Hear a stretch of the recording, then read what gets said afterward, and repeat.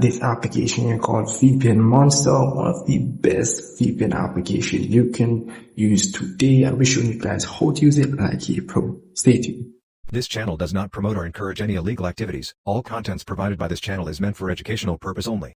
This is pretty much the home screen of the application. Very simple layout, very simple layout. So nothing hard for you to understand. So over here you have the 3 lines. Pretty much you can go over here to go over the VPN browser, and you have the super master web case. This is pretty much the subscription page. You also get a 7 days free trial, which you can try this premium subscription and premium service. So to pretty much go in the server section, you have to tap on this globe icon here.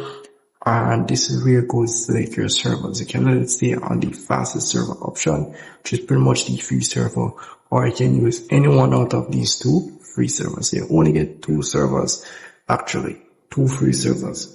But over here where it's the fastest server are the VIP or premium subscription or VIP subscription servers.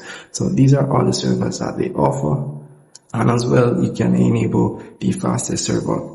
You can select the fastest server there as well by just tapping on that at the top, or if not, you can just select any one of these servers here.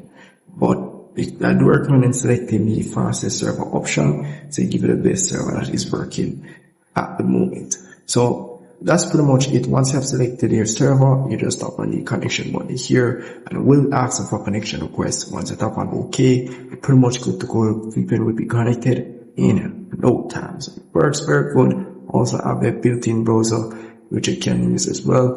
And yeah, that's really pretty much it. Very simple, very fast. And if you do want to try your subscription, they offer a 7-day free trial. And yeah, that's it. So if I miss anything, comment below. God love to help you out, and I'll see you guys in the next tutorial.